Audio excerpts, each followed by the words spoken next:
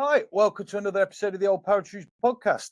And I'm joined today by former household cavalry sniper and author, Craig Harrison. How you doing, pal? All right? Yeah, I'm good, mate. Yeah, thanks for having me on your podcast. No worries at all, mate. Thank you very much for making the time to come on. Like I say, I always appreciate it. I know people have got busy lives outside of doing stuff and obviously family lives and stuff like that. So I just appreciate you taking time to come on, mate. Anytime. Brilliant, pal. So yeah, what I like to do with all the podcasts, as we discussed previously, is I like to start at the beginning, basically where you grew up, kind of what you were like as a kid, and ultimately what led you down the route that you chose in life and joining the military. So yeah, over to you, pal. Yeah, so I was born in Cheltenham, Gloucestershire. I had a good childhood, had horses. So I wasn't privileged, but it wasn't. My mum was very Victorian, very strict, and yeah, I was lucky enough to have a horse, and then we ended up with horses. And I've been riding since the age of probably 5 years old, 8 years old, or something like I can't remember now. But since I was little, I've been riding, show jumping, doing gymkhanas and stuff like that. And all my family's military based. So my mum was in the RAF. My dad, I don't know much of, but he was a dog handler in the RAF. My granddad was in the RAF. So then I joined the fucking army. So yeah, it's a bit of difference. But I got a brother. He joined the army before me. He joined the King Street Royal Horse Artillery. And I joined the Household Cavalry. The reason why I joined the Cav is because I remember my granddad always said to me, get a trade, get a trade, get a trade. And I thought to myself, right. And he goes, what can I do? I want to stay with horses because I just love horses, And I said, I'll be a farrier, good money. It's a good trade to have. But in Cheltenham, there was no farriers taking on apprenticeships. So I joined the Household Cavalry basically to become a farrier. And that was my goal because you get time barred when you're a farrier. So they're not spunking the money on you. And then you decide to leave. Right. They get their money's worth out of you, and then the majority of the farriers leave and become self-employed.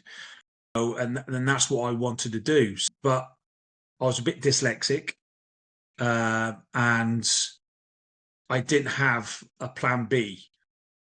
So I joined the Household Cavalry, got into the forge, and I had to be in the cavalry for 3 years before I went for the apprenticeship. But back in the 90s, it was handlebar tashes, big fucking farriers in metal, old school 90s stuff, They're playing pranks on people. They initiate new lads coming in and stuff like that. I went in there, did my apprenticeship, and when they set us homework to do, I was doing more illustration work than actually written work because of my dyslexia. And it wasn't, my practical skills were there, but it wasn't enough for them. So I never got down to go, because you go to Melton Mowbray, that's where the veterinary school is to do your farriery. And I just wasn't good enough. But I didn't have a fucking plan B. I didn't have a plan B at all. And I was at the regiment, and then I started bouncing guards, Queen's Life Guard, fucking bouncing, no time off. In fact, back in the 90s, we had the highest AWOL rate in the British Army. Yeah, because lads were just threaders with it. They were just smashing guards out, and you had no downtime. So you come off guard, clean your kit, go back on guard, clean your kit, and it was just fucking constant, And we had a high suicide rate as well in the Cav. Wow. Because lads, they felt no way out. So I went AWOL and I joined the French Foreign Legion. Really? I didn't know that. Yeah, I fucked off. So I was there for 4 weeks, and I did all the training, the fitness, the exams, and everything like that. And they kept me in the police station for the first week until they bothered to come and pick me up, because they don't go around picking one person up. They have to wait for there's loads of you. So I should have gone to the actual camp, but I didn't. I just knew at that time, just go to a police station and say, I want to join the Legion, and then they come around and pick you up. So I was there for a week, sweeping an old folks home, the roads and all that, doing man labour to earn my food to keep me in the police station. Then I slept in a cell. Yeah. Oh, anyway, I got to the training camp, which was just outside Paris, and then I would have gone on to Corsica and then on to French Guiana. That was the plan. but I didn't have a plan B. This was my fucking plan B, you know. I was quite honest with them, and I said, I'm AWOL from the British Army. And because Interpol, they look at your life, and they said, we don't want you.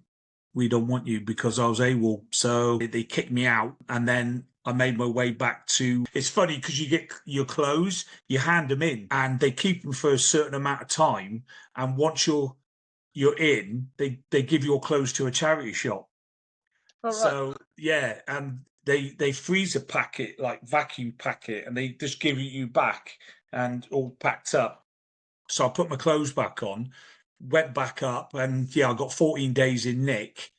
But in them days, you didn't go to collie, you spent it in camp, you Right. know. And yeah, I did 14 days in Nick, and then I carried on soldiering. And then I thought, fuck, what am I doing? Like, bouncing guards. So I started prize fighting. Yeah, I was As going. you do. As you do. Seems like a normal thing to do. Yeah, some guy came up to me and he said, do you fancy doing this? Do you want to earn extra money? And I said, yes, you know. And when I was a kid, I was very lonely. I had a brother, but he wasn't interested in horses, animals, or anything. Yet he joined King's Troop. Do you know what I mean? And that Okay. was weird. He could have given me a fucking hand, do the horses in the morning, but you know. And, so I was quite lonely as a child. And next thing I know, I've done training in Purbright when it was the Guards Depot, because I think they had Power Depot there as well. And Well, I did my D&D's course, my Lance Corporal course in Purbright with the Guards. We do a lot of centralised courses. Yeah, it's fucking grim. You know what I mean? And I did that, and then you're in London, you know, and you got a wage packet. You're a weekend fucking millionaire. You know, I've never been drunk. I've never been to a nightclub. I've never had a fight or anything. Next thing I know, I'm fucking drinking, I'm nightclubbing, I'm fighting. And I wish now, if I had somebody to talk to me now when I was a kid, because I don't think I had a father figure, because my mum's divorced. So I didn't have that guidance. I had my grandfather, you know, but I didn't have that guidance to guide me to say, this is what you need to do. You need to buckle in. It was all my initial ideas how to do stuff, you know. Yeah, so I started prize fighting. I was fighting on a Wednesday and I was fighting on a Friday. I was having 3 fights a night, and I could or bare knuckle. Yeah, all wrapped up. Yeah, and it was in a gym in Houston, and it used to look like a plush gym upstairs, and then you would go downstairs, and they have a ring in the middle, and they had the cloister steps going up the side where people would sit, and there was a hole in the wall, and the hole in the wall, just the woman would take your bet. She would take your slip, you give her the money, and then you would come down one stairs and your opponent would come down the other stairs, and you could just tip up in jeans and a t-shirt if you fucking wanted, you know. And the idea is to lose one of your fights, you know, because there's certain people there that thought you were a bit cocky and they'll do you over and nick your money. So you got to play the game. So I did that. And I was tipping up on Queen's Lifeguard with broken noses, split lips, ears, a lot, black eyes. And they said, right, we need to get this bloke out of London. So obviously my regiment split into 2. We got the armoured reconnaissance side in Windsor, and you got the ceremonial side in Knightsbridge. So I went to Windsor, and do you know what? I fucking flourished. I flourished so fucking much. I just loved the green side. We called it the green side. I just loved, and I loved being on my feet. You know, I didn't like being on the vehicles. I liked being on my feet. So I did P Company. I've got top student on that, and then that's my dog with a squeaky toy. I can hear. And then I joined the airborne troop, and we were attached to 5th Airborne Brigade back then. And then they turned it into the 16 Air Assault, and I became a PTI. And then I thought, right, what do I need? And do you know, when you go on a tour, you still got to do your career courses, haven't you? You know, and at the end of the tour, your sergeant major used to walk around and going, right, what do you want to do? You're right. Otherwise, you're on education, and because you're a senior, they always say, what do you want to do? But if you're just a buck standard private, you get like you're on the signals course next week. Yeah, you're on you this get dick for one, don't you? You get dick for it, you know. But knowing now that they're trying to progress you for the army, but it wasn't such a dicking, you know. And I remember doing Bosnia, doing Kosovo, and I remember when I went to Iraq,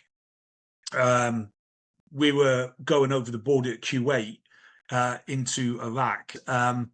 I remember going to Alamara, and we were fighting in Alamara trying to get in there. And we got the football stadium and we overtook that. And then the Royal Irish were there with Colonel Collins. And there were snipers posted across the top of the football stadium. And I remember there was a lull in the battle or something for a few days. And I thought, fuck it, I'm just going to go for a walk. So I went for a walk, clear my head a bit. You know, like a sat phone, you can't get a fucking signal. Yeah. You're walking around with it forever. And I met a Royal Irish sniper and I was just talking to him.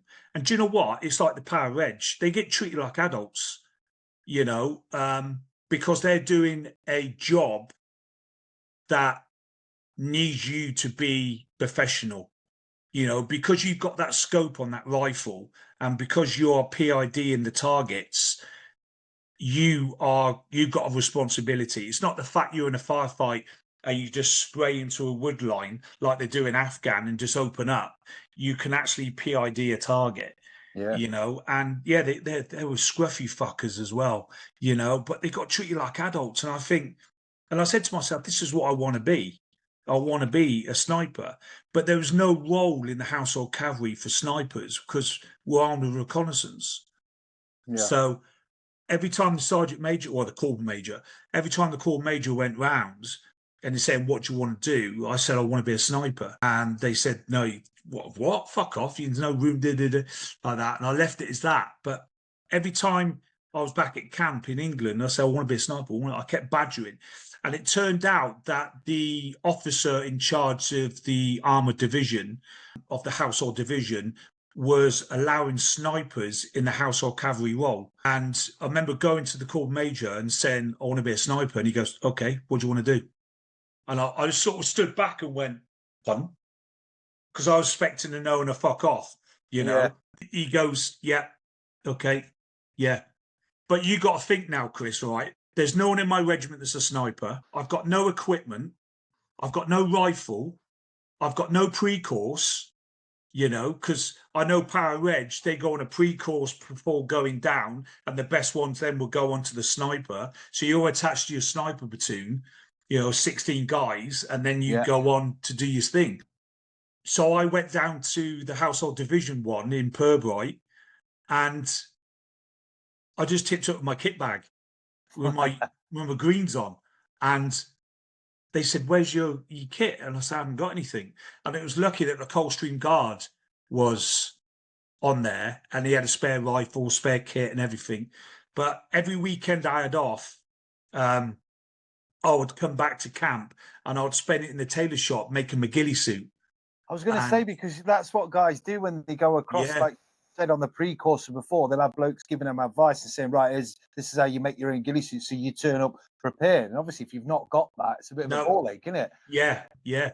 Nothing. I had nothing. And I felt a bit of a dick because you're doing the range phase, first of all, you know, you're near mid and far, you're doing your badge tests coming up.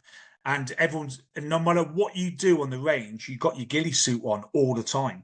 Piss wet through, stinking, you've got your ghillie. And mine had nothing on it. I just had a shroud, you know. But if you photo timed it, you could see me gradually building my ghillie suit up you know, and eventually I learned out the veg is the edge. So vegetation is the way forward instead of putting burlap and hessian on it like a Wookiee, you know, veg is the edge.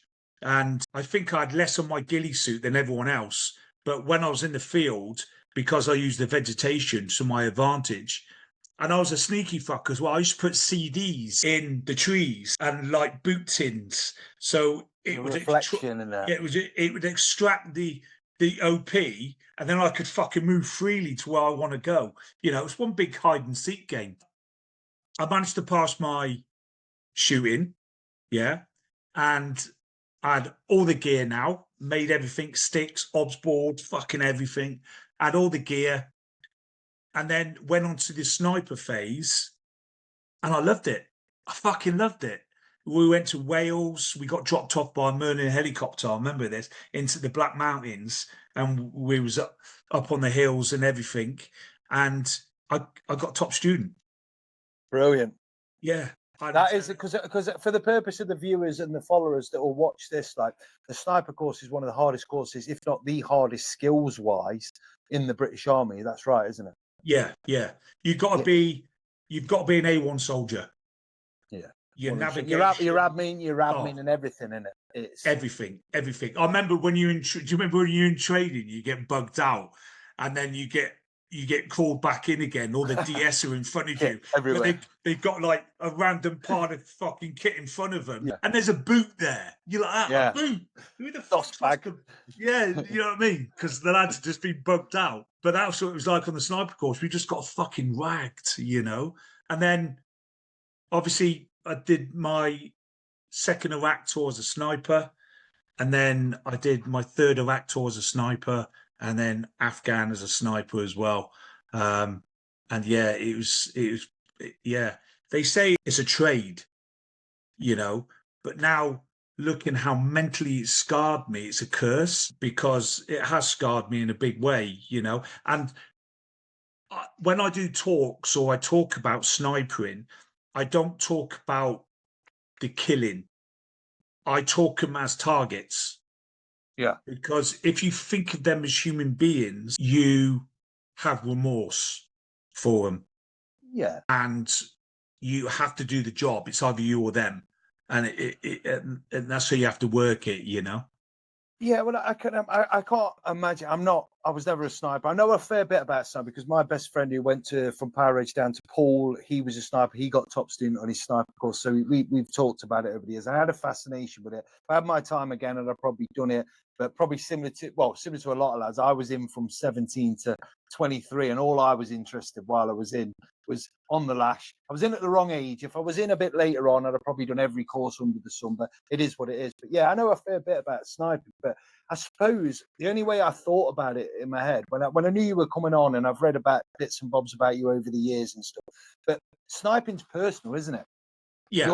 You're you know, if you're a Tom or you're in I was in a rifle company for 7 years, but if you're in contact with the enemy and stuff, not that I was during my time in, because I had a fairly quiet period in the army, but after, when I worked in Iraq on the CB, I had skirmishes with Taliban and all sorts. But you know, it's indiscriminate, isn't it? You know, you're kind of firing. But being a sniper, it's personal, isn't it? You get to see the target, and I can imagine that having a kind of really negative impact on your mental health and stuff. And obviously, it did for yourself.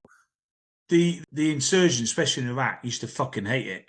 You know, especially when we were in Basra, we were down at the PJOC, which it takes, this is God's truth, it takes 10 minutes from the palace to the PJOC to walk it. 10 to 15 minutes. I don't know who fucking walked it, but because you go down the thing, they call it the champagne flute, because it looks like a champagne flute if you did an aerial shot of it. So if you leave the palace at the front gate, 10 to 15 minutes to get to the PJOC, takes 2.5 hours in a vehicle. All right. That's how smashed you get. And that's what I mean. I don't know who fucking walked it. You know, I don't Some lunatic. Yeah, well, I'm going to walk this. As you do. You know? But yeah, it takes about 2.5, 2 hours to get there in a vehicle, and you just get fucking rattled, you know, because you're doing diversions, you're doing this, they block roads, they're fucking firing at you and stuff like that. But when we was in the PJOC in Basra, you fire one shot, they scatter. But I used to get the jimpies on the go, and so it masked my shot. So you're just playing a big cat and mouse game with them, really. So yeah. Yeah, I know. Well, interesting times. Obviously, kind of Iraq was kind of. I was there 2003, 2004 on the close protection circuit down there, so I bumped into a lot of lads I was serving with and stuff like that. And it kind of goes. It's kind of been overshadowed a bit by the whole Afghan campaigns because of obviously the kind of how kinetic they were, but it wasn't to be sniffed at down in Basra. It was kind of it was Oh rough yeah, down there, wasn't it? And yeah, obviously the conditions with the temperatures, you'll remember as well as I do. It was kind of horribly hot yeah, down there, and with yeah. all your kit and all that. I had an Israeli camnet, and it was irreversible. So you reverse it one way, and it keeps the heat in. Reverse it the other way, keeps the heat out. And I made a ghillie suit up like that. So because we ended up going to the Maysan Desert, which is just south of Alamara, to look after the oil fields because the insurgents were blowing up the oil pumps and stuff like that. And yeah, I was sniping in the sand dunes, but I was ghillied up. The fucking just hot, baking hot. You know, it's all right at night because it's freezing, you know, and then that sun comes up and fucking hell. Yeah, but it used to make me laugh. We used to be miles away from anybody. You're talking 80 miles round circle of absolutely fuck all but desert, and a kid will come up to you going water, and you're like that. Where the fuck did you come from? Do you know what I mean? They're not fucking stupid. They're not stupid. Yeah. But you talking about Iraq and Afghanistan, Afghan is, do you know, there was not, when Iraq was kicking off, there was not one IED in Afghan. Not one. And when Afghan kicked off and Iraq was calming down, it sort of emigrated to Afghan, and then Afghan became it's one of the heaviest mined countries anyway from the Russians, you know, and that's what I hit on my vehicle was mine, you know, and yeah, it's just weird how things happen, and I think going on from the whole thing, but I reckon everything was planned. How quick the Taliban went through Afghan in the last couple of years, how quick they went through it to Kabul and took over charge. Do you know what I mean? Yeah. And everyone left everything. It was just, yeah, that's my view anyway. It kind of makes a bit of a mockery, doesn't it, of why everyone were there? You know, Yeah, like yeah. everything And that you kind of 10 years, 10 10 years years for what? for fuck all. Do you know what I mean? Yeah. Just to prove how quick they went across the whole country, taking it all back. Yeah. All corrupts. Yeah, I mean, no, absolutely, mate, and it does. It kind of, and it does grip my shit with that. To be fair, because again, I know a lot of guys that went over there on the 2008 tour with two para that that sadly didn't make it back, and a lot of injuries and everything else. I'm sure you know, umpteen amount of people, and not only that as well, the kind of mental health that is still going on now. I know you're quite open about your kind of struggles with your mental health and that, but it's like kind of a whole generation of sort of soldiers that are suffering because of this, just to be given back almost to the Taliban. And you can't tell me the whole thing was a political. Anyway, I don't get into the politics. We could go on forever. The Iraq tours were the kind of fairly kinetic then. very kinetic. It's in, you know, when you do your snipers course, you go down to Carwent in Wales and you do the urban phase down there, which is the next nuclear war base from the Americans. And it's an amazing place, you know, just off the Seventh Bridge. And you don't realize that you're going to be fighting in an urban area. And the P-Jock was a fucking nightmare because next door to it was the prison, and from 5 o'clock in the morning till 5 o'clock in the evening till 11 o'clock at night. No, 11 o'clock at night till 5 in the morning. They just wanted to blow the prison up and let everyone out. So, and in the middle of Basra was a massive canal with big steep banks. Do you know, like in America, where you see cars driving through the big reservoir things? It was like that, you know, and they just wanted to get the prison and get everyone out. So they were like rats. You can see them climbing up. Fucking, it was awful. Very, very kinetic, very kinetic. Yet we couldn't open fire on certain times because it was demoralizing to them. It got all political in a contact situation. It got to the stage where, especially in Afghan, where lads won't shoot him back because they were too scared to get in trouble, you know? Yeah, that's always been a bugbear. Like, guys are not out there to kind of indiscriminately murder people. No. If they see a target, there's a reason why they've taken out that target. And then all these investigations years after and stuff, it annoys me. And they're always done by people that were never there, never in the heat of the moment, that are have the luxury of being sat back and saying, well, you could have done that differently. It's not like that in reality, is it? No. And it's different being a sniper because you've got that precision rifle, But where I was going with it, do you remember, you ever seen the Muppet Show? You ever seen those two guys in the balcony, the old fuckers? Yeah. That was our sniper hide, basically, just like that. And that's how much we stuck out. We was in this thing, we were just sitting there. And I said to my number two, I said, I won't say his name, but I said to him, I said, what the fuck are we? And next week, you can hear him coming in. You go, we just stick out. We stick out. So we sacked the sniper hide bit because it was shit. I don't know who built it, but then the day later it got hit by an RPG, and then it fucking all blew up. Good job. Me and my number two went on the roof and we just started. We had more maneuverability, and more rotation on the roof than we did, very, very kinetic. We had ticks all the time, constantly, every night it would happen. I was there for, was it 3 weeks? And my number two, and I went on R&R straight after. And then my number two was on there for another week after me doing the job. Yeah, it was just fucking horrendous. I was up there with a power lad, a South African guy. What was his fucking, I can't remember his name, brain injury. But yeah, he was a good bloke as well. We used to go on the roof together, Well, what battalion? Because I know a few South, he's worked Max, was it? Max Fraser? I had blonde hair. I can't remember, to be honest with you. But I know it might have been two power.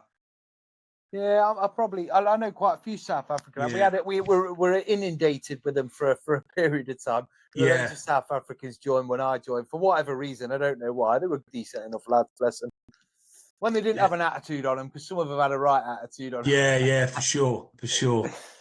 But no, fair play, mate. Like I say, I was out there with the sort of on the close protection stuff. But obviously, my job wasn't really to be kind of in the forefront. I was just escorting sort of clients around. So our job was to stay out of it, and everything else. So yeah, you did 3 tours of Iraq, didn't you? Yeah. What were they?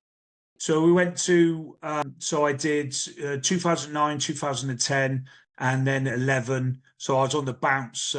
And they asked for volunteers. So they kept asking, saying, who wants to go? And me and my number two always volunteered. Yeah, we'll do that. I think it was them dates. Yeah, it was them dates.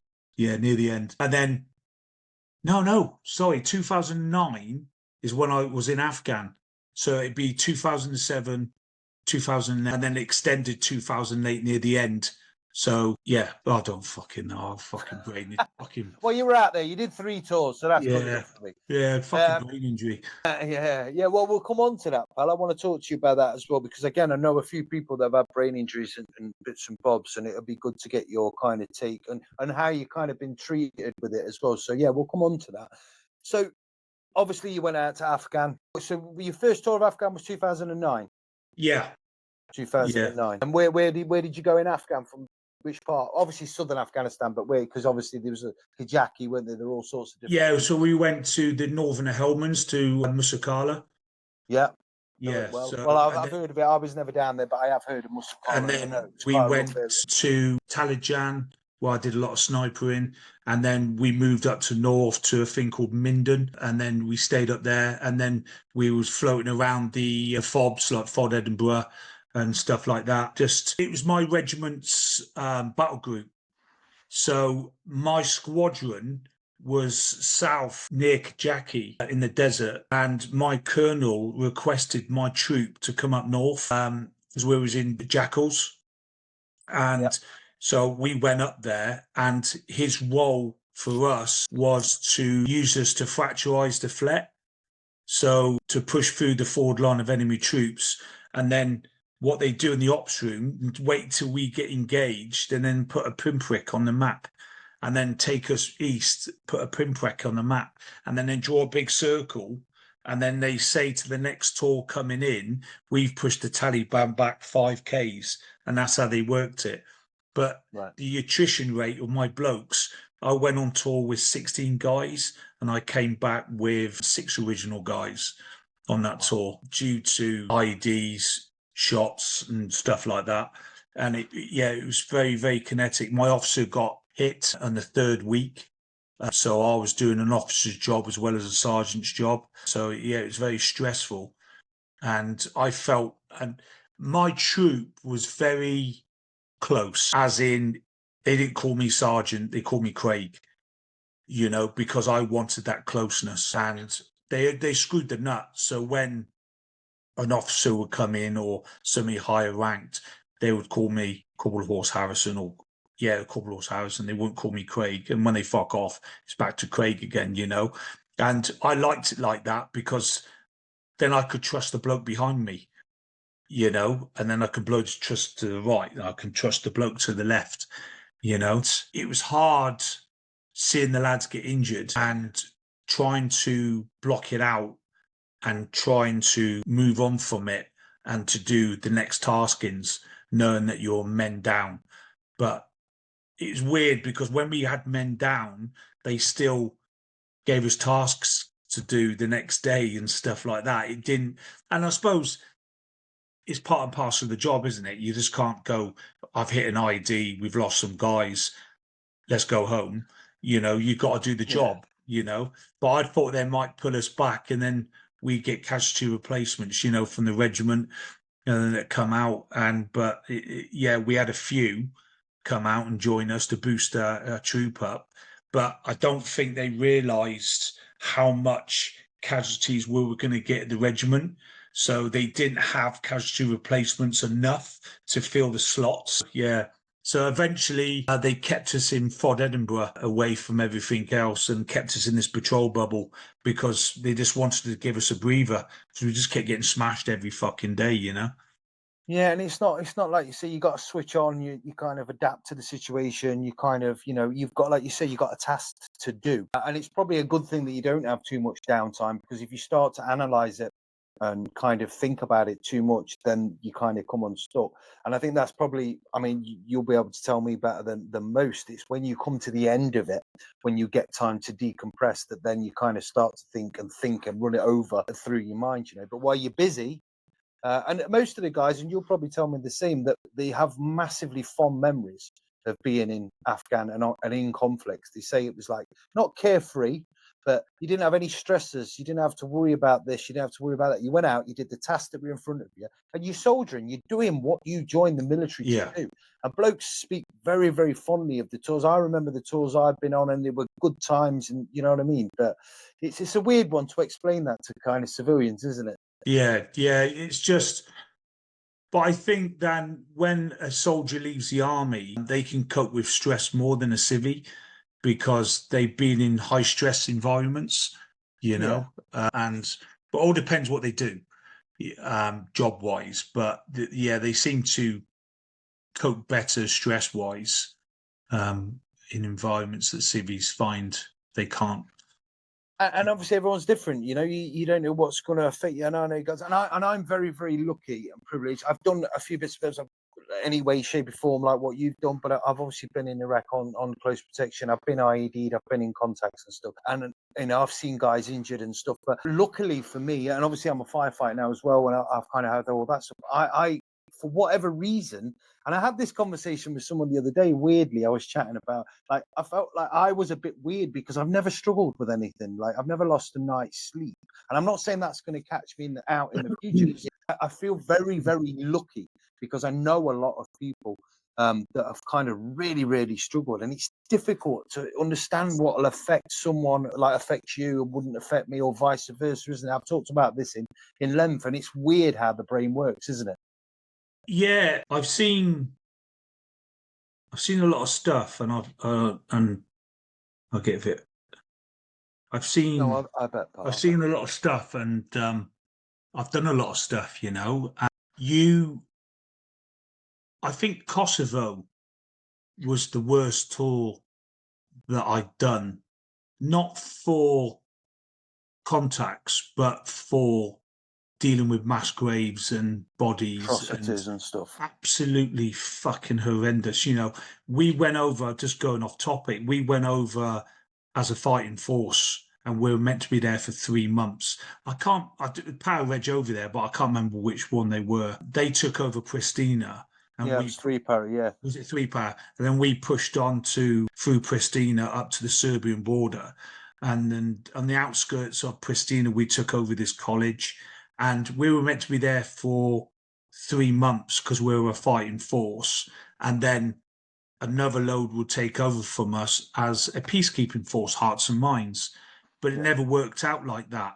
So we ended up doing 8 months there. So 3 months, and then we ended up doing Hearts and Minds. So the bloke down the road that was shooting at you, we ended up giving him a football and his kids' colouring crayons, and it didn't make sense, you know. But and I managed to store all that stuff away in my head at the back here.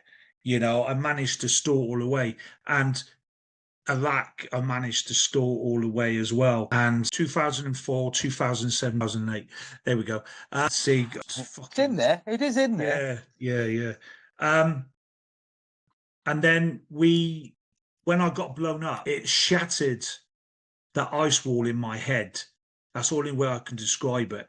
And I couldn't stop thinking about certain things that happened on previous tours. And I was going, why am I thinking of that? You know, why? Oh, fuck. When I came off tour, I thought I was all right. It's my wife that noticed it first.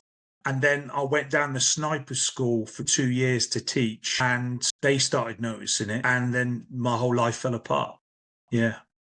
And hopefully you're aware of what I'm trying to do. I'm trying to get to talk to guys like yourself to kind of sort of kind of raise that awareness and try and get rid of that stigma about not being able to talk about it. And I think you're a very, very good advocate for it, because I've seen you being interviewed and I've seen you talking about it, and I've seen you be very open about it. So I applaud you on that, because it's not easy. People know it's not easy, and you've been really open and kind of a big advocate for it, and I think that's a really, really good thing. And hopefully you're dealing with it now, and you're on the mend. But how if you don't mind me asking, how bad did it get? To the point where I nearly shot myself with a handgun. Yeah, I loaded it. We lived in America for 3 years because we got death threats, so we had to leave the country, and so we went to America for 3 years. So the plan was to live out there permanently, you know. And Tanya came back to England, and I had a handgun, and it was a Glock 45.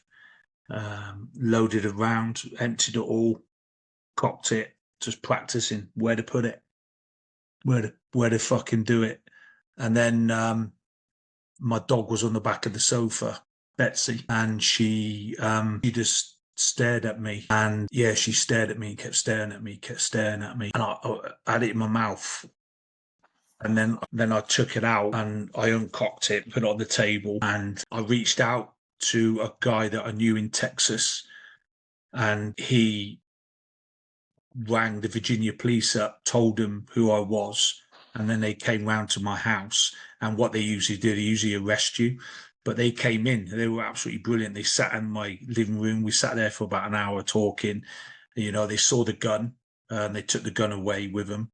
And then, and then come back to England. And I came back to England and tried to hang myself. And I started screaming at myself, why can't I do it? Why can't I do it? I'm a fucking coward. I can't fucking do it. Why can't I fucking do it? And I kept screaming at myself, why can't I do it? And I felt such a loser. I felt such a coward.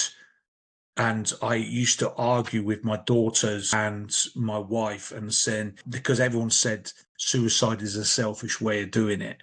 And I said, you're fucking selfish. You're selfish for letting me live. You're selfish for letting me walk around with this fucking pain constantly in pain all the time, mentally and physically in pain. And I said, you're the selfish ones, not me. And I remember having an argument with them, you know, and I needed help. And medication is not the answer. It's not the answer. But if it puts you on that even keel, you know, and stops that, makes you numb, instead of you dipping, I would take it any day. And I'd recommend it if you are fucking struggling, to anyone out there, try medication. And it's took me probably a good four years to find the right concoction to put me on that happy medium. I suffer now from suicide ideation. So I think about it every day. I wake up and I sigh and I go. But when I put my feet on the floor, I say to myself, I'm committed. I'm committed for that day, for that one day, for this day, I am committed. Doesn't matter what it throws at me, I'm committed. And I don't look at the next day or the day after or the day after. I just concentrate on today. And when I lay in bed at night, I think, I've done it. And I go to sleep with my sleeping pills. And me and my wife, we haven't shared a bed in years because I have really bad night terrors. I lash out and I end up hitting her. You know, I don't mean to, but it's just the way it is, you know. And we've grown, we love each other so much, but we've grown into that sort of, that is the routine now. And the medication one now, yeah, it helps me, but it doesn't stop me thinking about it. It doesn't stop me from organizing it in here, what I'm going to do, when I'm going to do it, and how I'm going to do it. And do you know what it is, Chris? Do you know what it is? I'm a nice guy, all right? I can see that, I can see that. But somebody's got to find me. Yeah. And then I've infected them with my fucking misery. I've infected them with my misery. And that probably stops me from doing it as well, because I don't want to poison somebody else with my fucking misery, you know? It's my pain, you know, and I really subside it sometimes. And I wear a mask. That's what I do. I wear a mask. And when I'm at home, I go like this. I'll just take it off. And I take a sigh of relief. And I think it's like women wearing loads of makeup. It must be nice taking it off. Do you know what I mean? Yeah. And feeling their face feeling their skin, fresh air. And that's what it feels like. And I lost Betsy. She was my life. And I lost her 2 years ago. She was 17, bless her. And she died of old age. And Tanya brought me Steve. And he's a little Westie. And she brought me last November. And we're inseparable. And I have anxiety from missing him because we're close. And I miss Tanya. We're close. You know, we haven't got many. Don't get me wrong, I've got friends. But we and Tanya are close, as in we just spend all the time together. You know, and they say behind every man is a good woman, you know, and yeah, she's fucking gleaming. Absolutely fucking spot on, you know. And I suppose, yeah, I wouldn't, like I said, I'm a nice guy and I don't want to hurt her by doing it. So I'd rather be in pain myself and then instead of infecting somebody else, you know. Well, it sounds like it's obviously you're having to kind of managing it, and it sounds like you are managing it to the kind of the best of your ability. Is there any kind of advice you would give to anyone that is kind of suffering? Is, you know, I'm trying to get people to talk. Is that something you kind of advocate as yeah, well? massively talk. And do you know what? You don't have to talk about the shit that you've done. You don't have to talk about that. Just talk about anything. It's the fact that you're talking, you're laughing, that's what counts. And do you know what? What I've learned is it's all right to be down. It's all right to feel shit. You know, it's okay. It's natural. But if it goes on for weeks on end, then you need to see somebody and then you need advice. Yeah. You know, and if anyone out there is listening, notices a friend that has isolated themselves, doesn't talk much now, and, you know, get him to talk, visit them and ask how they are. How are you today? And if they say, yeah, I'm good, no, how are you? Do you know what I mean? And there's little things like I sleep with a weighted blanket and it weighs 10 kilos and it's fucking fantastic. You get them on Amazon. Weighted blankets are the way forward. If you suffer bad and it gives you that cocoon, like in the womb, sort of, it sounds weird, but it's fantastic, you I know. might have to try one of them myself. Actually, Honestly, so. mate, a weighted blanket, and you get them in different weights, and a 10-kilo one, I recommend it. And it's obviously fantastic. Keep and walk, go for a walk, get in the fresh air. Yeah. You know, don't people, obviously, I do talks, and I say to people, if you're suffering, don't isolate yourself in home. And it sounds wrong me saying this, but don't wallow in your self-pity sort of thing. Get out there and go for a walk. Don't isolate yourself in a box. You need to help yourself and feel comfortable in your own skin, you know. So you need to help yourself, and that's what I say to people: help yourself, you know, and get out there and fucking do it, you know. And that's the best way. That's the best way. There's loads of ways that I do, but medication, your blanket. I got elastic band on my wrist, and I play with it, you know, and I do stuff, you know, keep my mind occupied. I go to the gym. I know people, it's not for everybody, the gym, because it's fucking, but do something, you know, join a club, or be social. And do you know what I've learned as well is that routine, especially for veterans, because the army is very routine and very regimental. So if you get yourself into a routine, like I do, I get up at 3:30, I go to the gym, I go to work, I have my dinner, breakfast, dinner, tea, come back, walk Steve. I've got a routine and I'm happy with that routine and it works for me, you know. And then if you get a routine in your life, you can battle anything, I think, because veterans are used to that routine, you know. Yeah, absolutely. I think it's about finding your meditation, isn't it? And how you kind of, like you say, how you deal with it. I'm a big advocate for the outdoors, get out walking. I'm a big advocate for the gym because I do have my ups and downs, like everybody else. And you know, if I get off my arse and go and beast myself in the gym, I don't mean literally beast myself. Gone are them days, too old for that.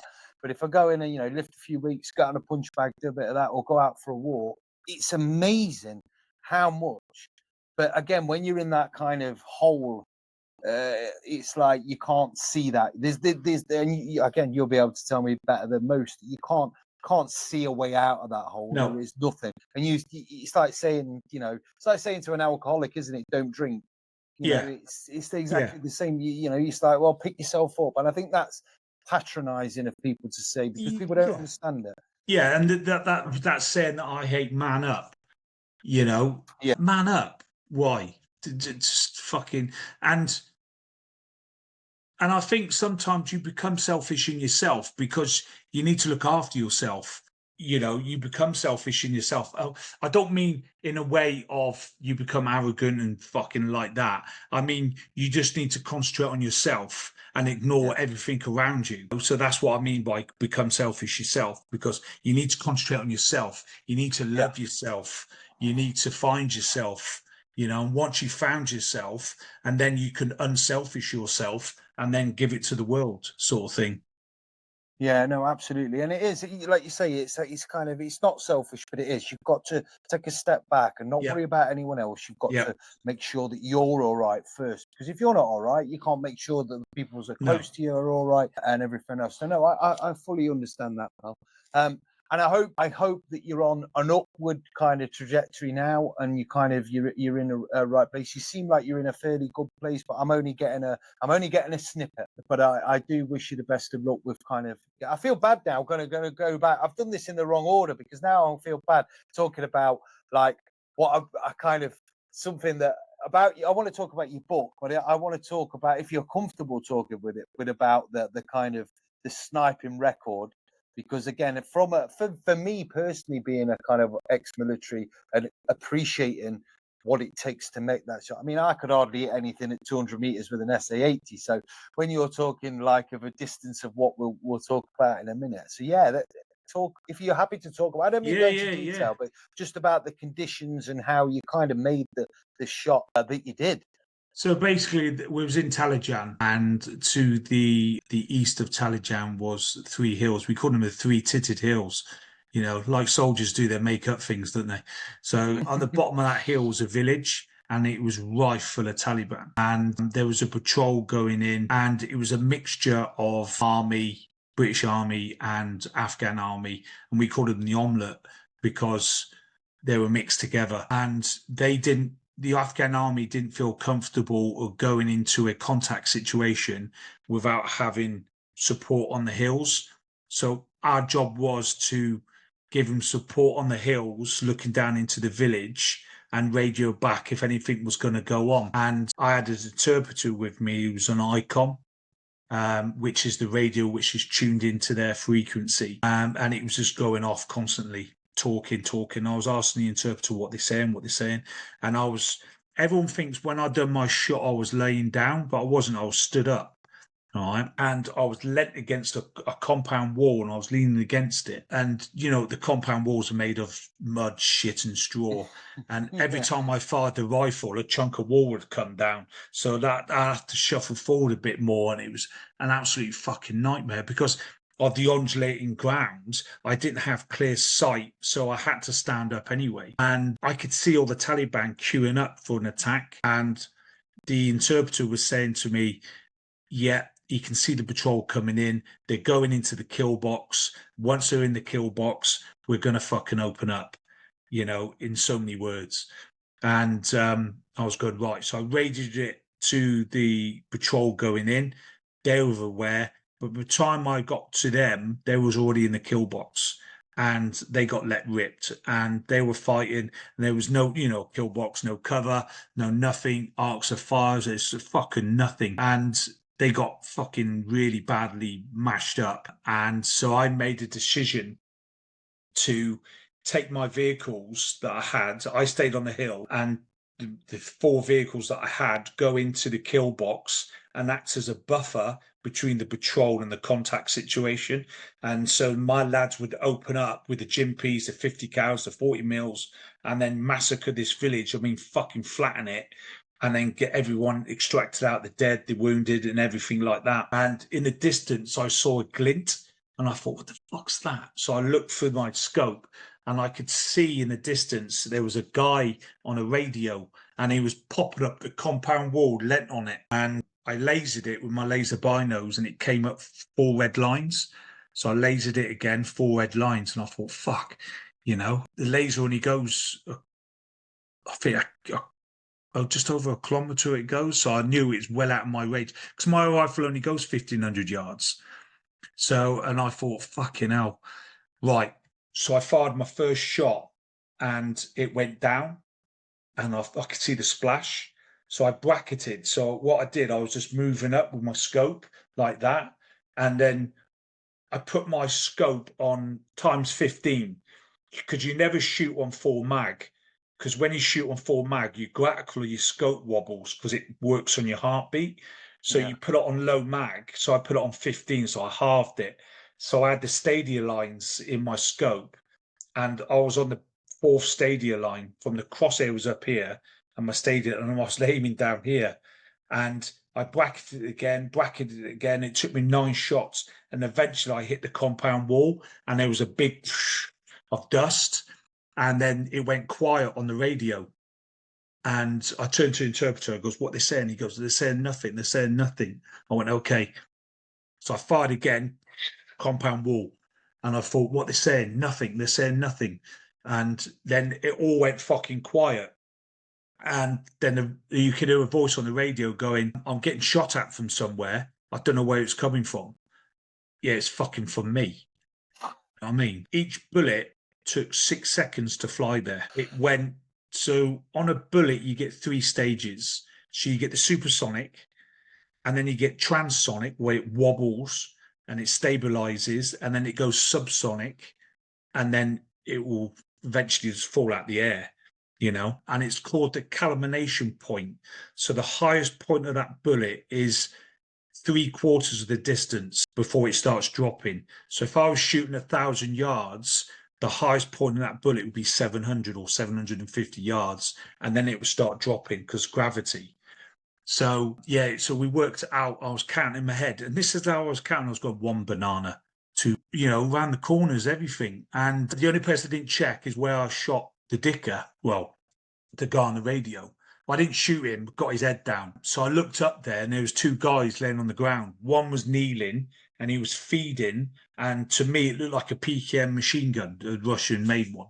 And it can either be belt fed or drum fed. And the guy was feeding it. And so I goes, right, I know what I'm shooting. So I fired my first shot and I was going, whoosh, hit the side of the compound just in front of him. And he stood up. And as he stood up, I fired again. And then he fell backwards. Didn't know where I shot him. So he fell backwards. And then I quickly got onto my men, because my men are in the kill box still. The patrol's gone, you know, and I'm checking my blokes to make sure they're all right. They're all in cover. And the reason why my men didn't move, I forgot to say this, is because on the right side, there was a dicker next to a pump. And we always got taught on tours, it takes 20 minutes for them to flank you. So always think 10 minutes ahead. And I thought, right, we're going to get flanked in a minute. Because as a sniper, you only fire 3 shots maximum, and then you fuck off. You know, you're not much stay in position. I've been there since 11:30, and it was about 2 o'clock in the afternoon, you know. And I thought, fuck. So I banged him. He went down. He was 600 odd yards away, and he wasn't a marker. What he had done, he had knocked the water pump off, and he had flooded the irrigation field. So all my vehicles were stuck in, you know, like the clayey, janky mud. They were stuck in the mud. They were wheel spinning, fucking everything. And they're jackals as well. You think they'd get out of it. But they were just, and because they were in a contact situation, they had to tow another vehicle out because he was in a ditch. It was just a clusterfuck, you know. But the lads, well, I taught them to stay calm in a contact situation, dealt with it so fucking well. And then I looked again up there and the guy was still firing. So I fired my third shot. And as I fired my third shot, I moved my rifle across, counted to 3, and I fired my fourth shot. So now I've got 2 bullets in the air, 3 seconds apart. Third one missed, fourth one hit him. All right. And the only reason I knew why I hit him is because you're meant to get that weapon back and stop it getting back into Taliban hands. We drove up there and I shot one there and the other one in his side there. And the gun had gone. The gun, it was just a pile of brass on the fucking floor. But before I went up there, obviously, if you're in a tick more than a certain amount of time, air gets called on station, and the Apaches came on station, but we'd been there far too long, and because they had a payload, and they'd come off mission onto ours, and he hovered next to me, and I could see his face in the helmet, and he looked at me and he went, and I went like that, and I pointed over there, and he lased it at 2,475. Yeah, so yeah, that's pretty distant. That is yeah, bonkers, isn't it? yeah. That is a distance and a half. That, and obviously you've kind of you've brought out. How long's your book's been out? A while now, isn't it? Yeah. Do you know? I don't know how long. 6, 7, 8 years, something like that. It's been out. It's been out quite a long time. Yeah, and basically I did it about the shot, but my life apparently is quite interesting, and I'd say I couldn't do it by the shot because it'd be like a pamphlet. I wrote a book. My book was about this fat, right? And obviously it goes to a solicitor and they say, you can't put that, you can't put that, you can't put that. And it gets lower and lower. You end up with a normal sized book. So yeah, that's what I wrote the book for. And my wife encouraged me. She goes, write a book, you know, and she encouraged me. And because I'm dyslexic as well, I did it talking. So it was more flowing sort of thing. And yeah, sometimes it didn't work. I'll go, and I shot this man. I went to the shop. I'm like, what? I didn't fucking say that, you know. But yeah, it works out quite well. So yeah, and it's called The Longest Shot, isn't it? The Longest Kill, yeah. And The Longest Kill, sorry, that's what it's called. The Longest Kill, yeah. Yeah, happy days. So anyone who's watching this, go out and buy it because I can assure you it's a very, very good read. So the audio book is really good. Yeah, well, I prefer. I'm quite open about the fact that I've got ADHD. So as I've probably 90% of military guys, you know, is kind of, I think it's almost a given. But I cannot read books. I've read a few, but you know, where you kind of lose interest and I forget, I have to go back 3 or 4 pages. So the audio books are really, really good for me. So yeah, if it's out on audio book as well, I think Yeah. that a lot of people kind of will take to audio books a lot, you know, a lot better. No, that's incredible. That is an incredible. Is that still a record, or is someone? No, I think some special forces guys beat it, and then that Ukrainian did it. I'm very, I'm on the fence with that, but it is what it is. Yeah, no, fair play, mate. They, So, yeah, you know what I mean? I've got 8 and they got a 50 cal. 50 cal can go 4Ks plus, you know. I feel like you're at a disadvantage there. Give you a 50 cal in a very similar situation, I'm pretty certain you'd make that shot. Yeah, but I did it twice as well, so that bows. Yeah, well, that's fair dues. Yeah, that's got to count for some, hasn't it? But I just want to touch on, because obviously we talked about your brain injury and stuff, and you obviously you kind of suffered an IED, which kind of led on. And if you're happy to talk about that as well, Yeah, was that in Afghanistan as well? Was it? Yeah, that was my last tour in 2010. I was on a patrol. I was coming back from that patrol, and my front call sign stopped, and it was a heavy day anyway for us, and we were on the run basically, and my colonel was with us, and he should have been on the field, but he wanted to go out in this vehicle that he said, like, this is one of the best vehicles. He brought it into service, so he wanted to try it out, and it was like a box. It was made by Renault, and it was an armored vehicle, but it wasn't open top, so it was fully bomb-proof. It was diamond-shaped underneath, so if you blow up, you're in a capsule. You know, had all the fucking gubbins on it. We was open-top vehicles, and you know, so we were to the elements, and he was all right. But he wanted to come out, so we went out with him, did a mission, and then as we were coming back, my front call sign stopped. And as a sergeant, you don't lead. You get your junior call sign to lead. I jumped out. I ran down because Afghan, you know, there's no ambient light. So 4:30 this was, just coming up to 4:30. By 5 o'clock, it's pitch fucking black. You can't see fucking dick shit, you know. And I didn't want to go through the village where there's loads of VPs. So my decision was to cut round the village and hit the high ground and go down into the dead, so we're not silhouetting ourselves. And that was my plan. Front call sign stopped. I ran down and turned around to me. He goes, "I've got kids."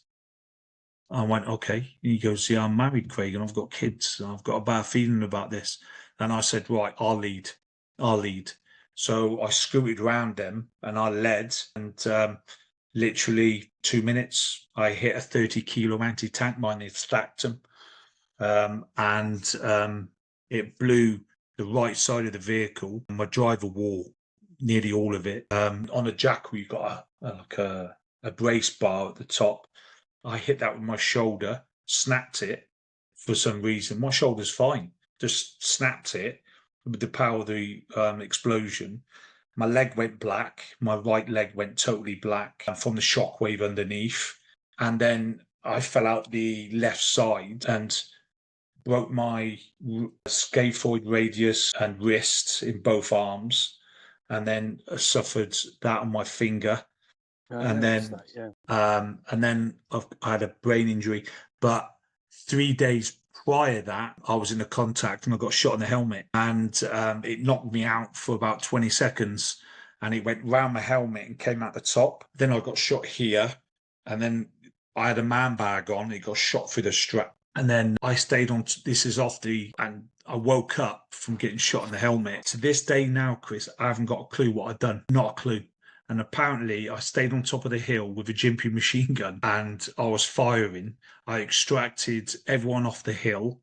My ammo box got hit, so it squidged. So it broke the link of the Jimpy.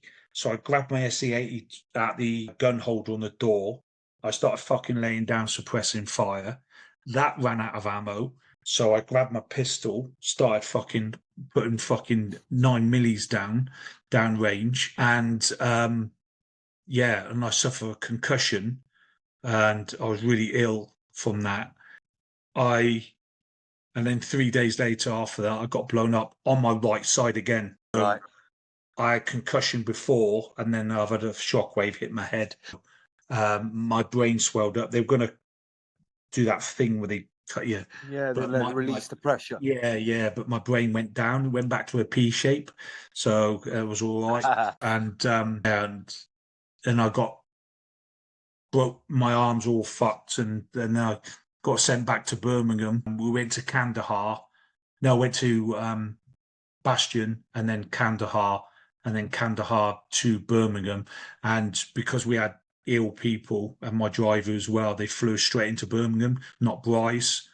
And then I stayed in the hospital for, I think it was a week. I think Tanya came down, the army put her up, her mum and dad came down, absolutely fantastic. And then I got sent home, and 6 weeks later, they took the casts off and went to see the physio, made me do 10 press ups and set me back out. Brilliant.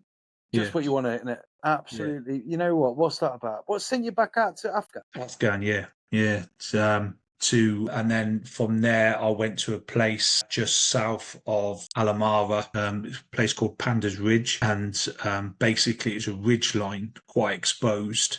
And it was a village where the Afghans were getting all their ammunition and weaponry from, the Taliban, sorry. And we had to have eyes on. We had a Mastiff up there with a 50 cal. We had a Javelin, a 40 mil, and the lads were up there. And I was on the right side, about 400 meters away in the mountains on my own. And I was shooting the Taliban, taking them out. And that was one of my missions. My main mission was that, and they were there to protect me, And then I remember my colonel coming up to me, kicking the back of my feet, and he brought a combat camera crew up with him. Like Vietnam, where they all walk around the cameras and all that. There was an E-17, the anti-aircraft gun. There were 4 in theatre in Afghan. I think Hereford lads took 3 out, and there was 1, and it was in this village, and it was hidden in a stack of hay. And my colonel, they were looking for me, because by this time when I went back on tour, there was a price on my head for all the damage that I'd done on my ops, because my information got leaked. So they were looking for me, and there was an out-season fighter trying to hunt me down, to have sniper on sniper. And I was in the mountains, and the colonel kicked the back of my feet, and he goes, "Call a horse, what are we looking at?" And I said, I didn't even look, I was on my glass, and I said, "I don't know who the fuck you are, but I'll get your fucking head down if I was you." And they let this ASG-17 go.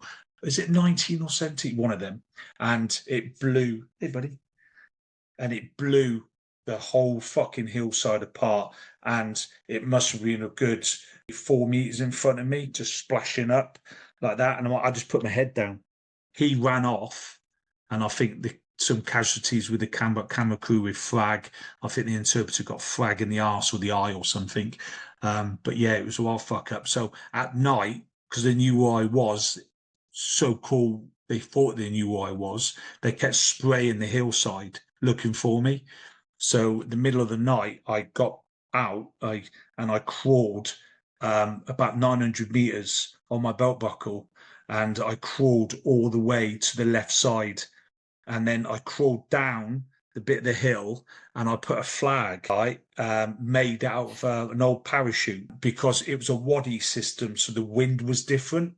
So I needed to know, and there was nothing to take the wind marker off. Then I crawled back all the way back up to the top, and I waited there till the morning. Yeah. That's unbelievable, pal.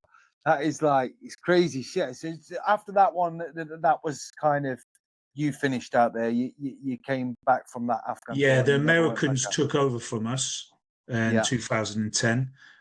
They took over this ridge line, and we extracted out. And do you know what? We were waiting to get we were waiting to go home at Bastion. We heard the Americans got fucking massacred on this hillside, fucking slaughtered. heavy casualties. And that's what we heard through the ops room anyway, which was a shame.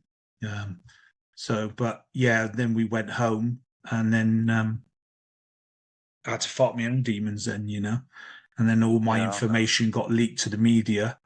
Yeah, I heard that. Yeah. How did that come? So basically, when you had your medals parades, we had all the press tip up, and once the press tip up, the adjutant was walking around, and I kept saying to the adjutant, "Well, this gets sensitive. My lads talk to this media guy," and they said, "Yeah, it will get censored." So I was like, "Yeah, more than happy." And I said to my lads, because we saw a lot of action out there, tell them some of your stories, boys. It will get censored. And he was going, "Oh, brilliant." And then I said to the adjutant again, "Are you sure it's going to get censored?" And he said, "Yeah, no worries." So I told him some stories, and I told him about my Talijan shot. And he said, "Do you realise you got Rob Furlong's record, the Canadian?" I went, "No, not really." And I wasn't really fucking interested, to be honest with you.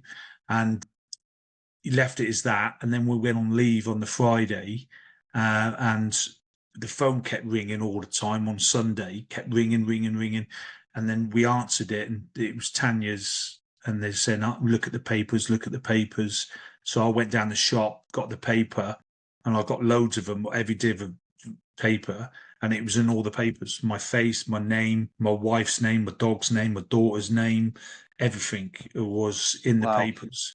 And then my daughter was going through GCSEs at the time, and she had to get an armed escort to school, missed all the GCSEs. So she had this hall room with one table in the middle. Talk about pressure, and they had armed police in the school to take her home. And then we had to move house. So we moved house, and we moved into camp, and then we moved into a safe house in Surrey. Wow. Just for someone leaking the information or it not being censored properly. So it went to London District Media Ops in London, and it never got censored. It went straight to print. Yeah. Well, I won't put anything past journalists in the media anyway, or the British military, to be honest. So, you know how it goes, Paul. You've served enough time to know how all that kind of works. Yeah. What a kind of ridiculous that is, and I like the upheaval for you and your family as well, and that stress is on top of everything else. You just didn't need it, did you? It makes me realise. I always say to my wife, she's a strong woman, and she goes, "No, I'm not. No, I'm not." But if you stop and think, if I listen back to this conversation we're having, yeah, she is a strong woman. To go through all of that, and we're still here, we're still together. Because you know what it is, you're married in the army, you leave the army, you get divorced, don't you? Because you're under each other's feet all the time. That's the script, of a veteran. Well, you change, don't you? You outgrow each other, your interests change, and that's what happens, isn't it? Yeah, well, me and Tanya, we've been going on strong. Nothing's wavered. And don't get me wrong, things have wavered us with not affection or loving, but with outside sources, and we stayed strong to each other, and that's what counts. Well, that's good. I'm glad about that. It's good to hear stuff like that, and it sounds like you're very, very suited, and obviously a very, very strong couple, mate. So that's so I suppose kind of to wrap it up, because I'm conscious that I keep you time. You'll probably be back at work tomorrow. So what I see you wearing the Maverick kind of stuff. Yeah. What's that about? Is that so? Basically, I've me and my wife Tanya have opened a bushcraft school, and it started off with veterans, and so basically they come down the weekend on a Friday, Saturday, and Sunday, and they learn bushcraft, and we sit around a fire and we just talk random conspiracy shit, and there's no drink, no phone signal, no nothing. So we just sit round and we talk. And my therapist comes down. His name's Ross. He will come down on a Saturday. And if you're really struggling, you can go for a walk with him, and he'll give you advice, and way to battle your demons and stuff like that. And he won't fuck you off. He'll follow up on you to make sure you're getting the right help. Yeah, and it's been going for 3 years now, and I've just become a charity. So June the 4th this year, become a charity. So fully recognised now. And yeah, it's just, and then I realised that it's just not veterans that suffer, it's first-time responders.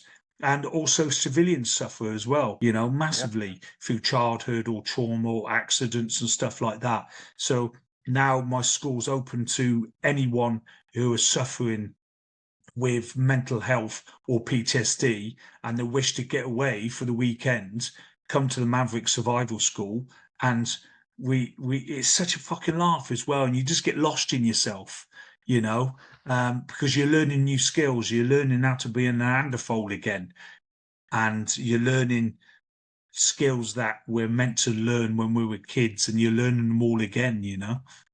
And like you said, there's no outside distractions with No, phones, no signal, and you're no, there and you can just chat and be yourself. yeah, Yeah, I like that. There's a few people. There's another one called Embers Woodcraft that they kind of do a similar sort of thing. He's a yeah, Power Edge guy. There's quite a lot, but I like it. I like all these things, and I'm more than happy to support them and share and stuff like that. So please tag me, the Old Poetry Podcast, on Instagram and Facebook, and all them post me, and I will gladly share it because yeah, I'm all brilliant. about anything to help veterans and anything else, pal. Or anyone that's kind of suffering. If we can all work together and share each other's stuff, it kind of reaches further afield, doesn't it? It does, without a doubt. Yeah, no, spot on, pal. Well, look, it's been an absolute pleasure chatting to No, you, mate. I brilliant. kind of, I knew some bits about you, but kind of the stories and the kind of you kind of escapades me.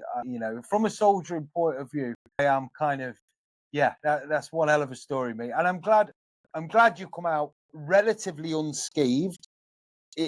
I know obviously you've got your demons and stuff, pal, but like I say, I'm hoping you're on the kind of trajectory and you're keeping yourself busy with certain things and you're also putting stuff back, which I find if you're trying to help other people, you get to a period in your life where you kind of feel like you want to help other people and Yeah, give something back, yeah. and I find that massively rewarding in any way you can do. So I'm hoping that will help you as well, pal. Oh, it's brilliant. I love it. And thank you for your service as well, Chris, you know. No, no problem, pal. I kind of, I'm always open about my service and mine. Mine doesn't compare to yours, but I did sign on the dotted line, and I would have gone That's it. anywhere they sent me, You mate. took But the Queen's unfortunately, shilling, as they I say. did take the Queen's shilling. Yeah, I had some interesting ops and stuff like that, but yeah, nothing like yours, pal. But yeah. fair play to you, mate. Look, I'll have a quick chat with you in a minute off air, mate. But it's been an absolute pleasure. Thank you very much. No worries. Cheers, Chris. Thank you, pal. Thanks for sharing.